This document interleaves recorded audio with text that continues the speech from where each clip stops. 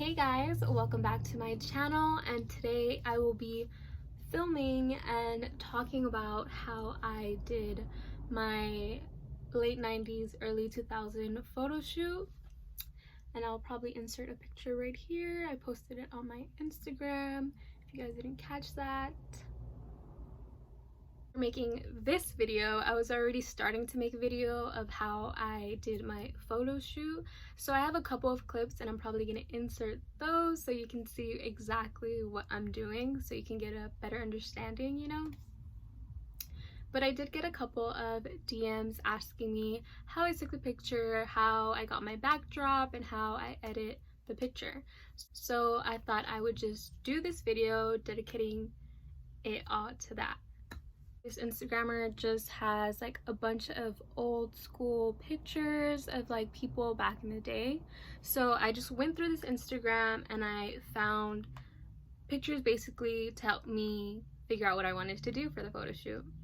So for example, this one really helped me out a lot. Like the hearts in the background, I wanted to do hearts, so I was looking for pictures that had hearts in the back. So if you want to do this photo shoot, I really recommend checking out that Instagram account so you can get some type of inspiration or some type of idea of what you want to do. To be completely honest with you, this photo shoot cost me nothing. Like, I had all the materials at my house.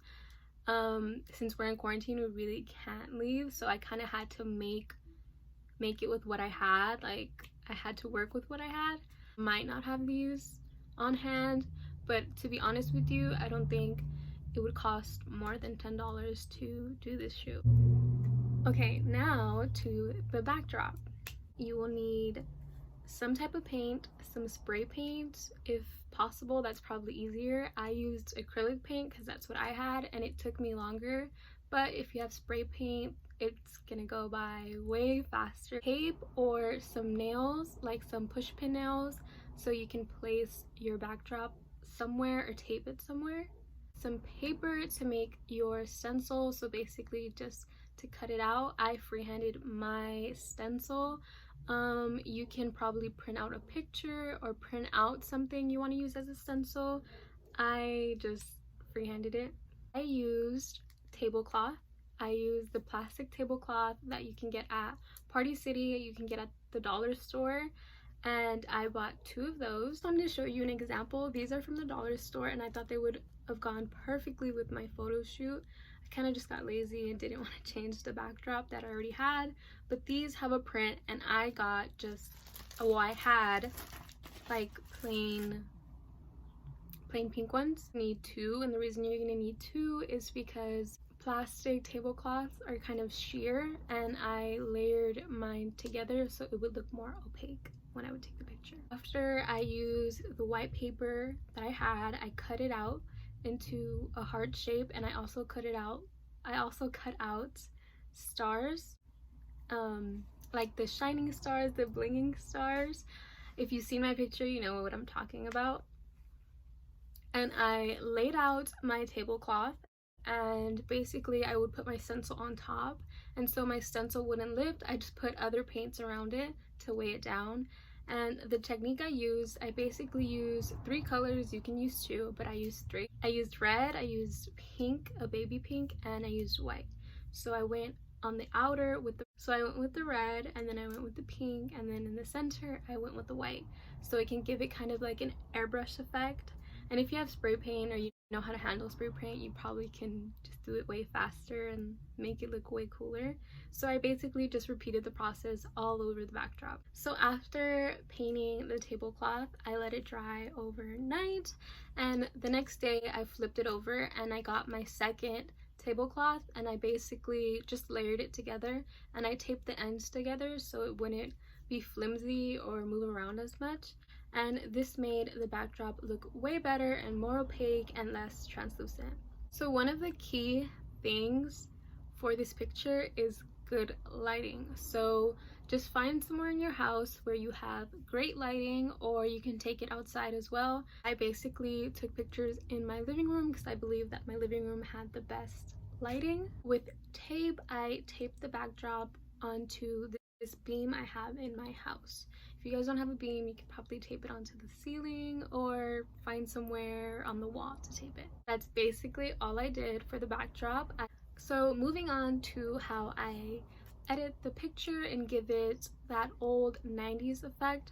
I noticed that people that would do this type of photo shoot wouldn't really give it that like cast white blurry effect, and that's what I wanted. I wanted it to look like it came from back then. So I'm explaining to you how I got it to look like that. So you're only going to use one app and one app only, and it's free. So basically you're just going to press that little plus button and it's going to ask for access to your photos. Once you open up the app, it's just going to look like this. The thing you're going to do is go to tools and you're going to go to adjust. And you're going to go to brightness, and I went up 10. Then you're just going to apply.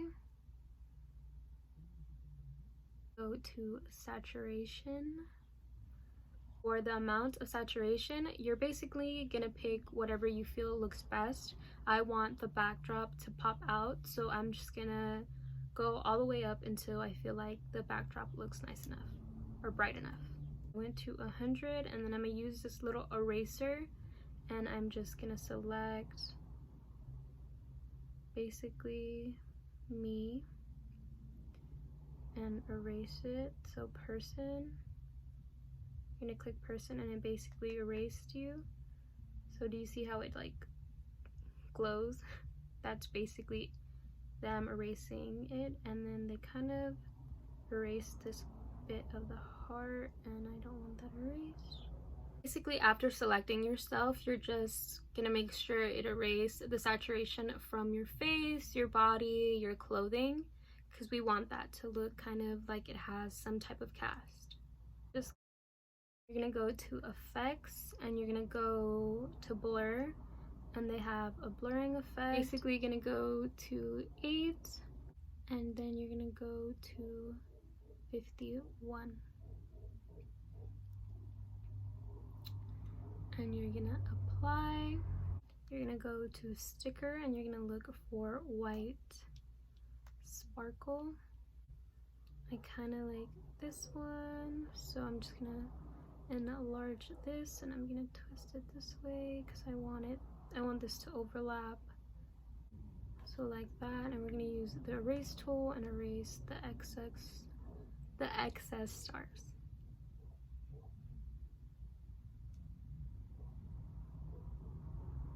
And we're gonna click the plus, and then we're gonna go to sticker, and we're gonna take that same sticker and do the same thing. So we're gonna go to effects again, and we're gonna hit blur, and then we're gonna do fade to 95. We're gonna erase ourselves.